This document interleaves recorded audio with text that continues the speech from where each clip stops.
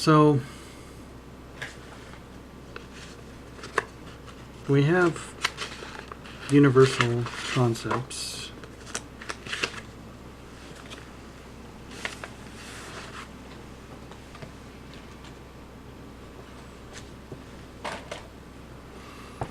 General lack of scholarship in regard to Zoroastrianism.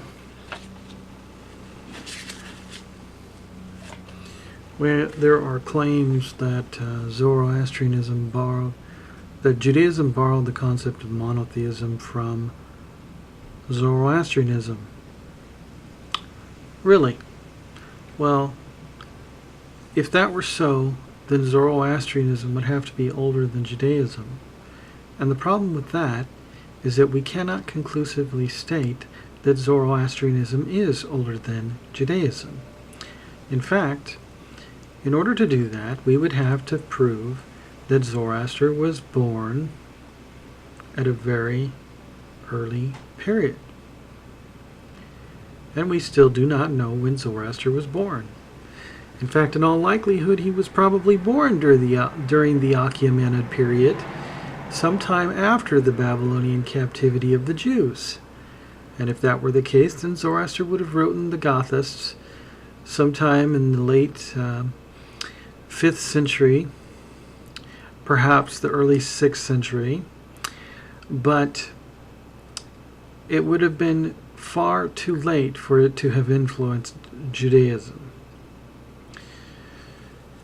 And so the other claims that we have here is that the figure of Satan was originally a servant of God appointed by him as his prosecutor, came more and more to resemble a human, enemy to God.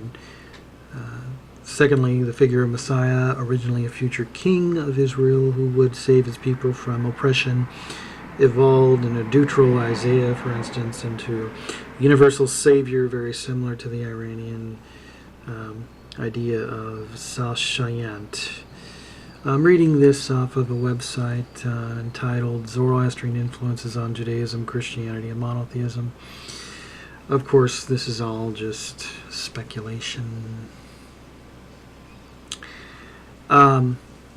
It's unfortunate that mainstream scholarship still has not come around on this issue, because when you begin to look into the matter yourself, you will see, as a matter of fact, that the idea of Satan was not something that was borrowed from Zoroastrianism, but rather it was a concept that developed within Judaism and not outside of it.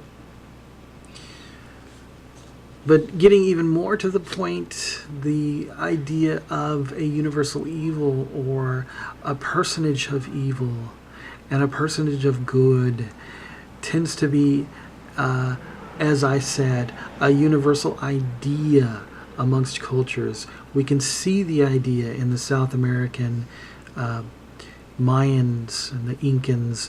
We can see that idea on the peoples across the continent with no connection whatsoever with the Middle East. So there's two things against it. Number one, it's a universal idea, the concept of evil, the concept of a personage of evil. So the other problem is that you will not see the idea of a Satan or a concept of an evil personage in the Gathas. The only reference to it is you're going to see a reference toward a certain mindset of retardation or uncreation, or the idea of having the mind of prosperity or the mind of destruction. And you're not going to get the concept of a personage of evil until much later in the younger Avestan texts, which appear after these concepts have already developed.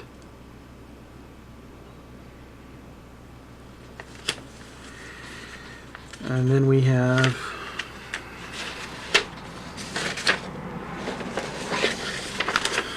the concepts of Mithra. First of all, let me just say that Mithra is a concept which shows up more descriptive in the Younger Avestan texts and is thereby linguistically dated to a younger period of time. So I'm tired of hearing people talk about Mithra as a parallel to the Messiah when it's really nowhere close.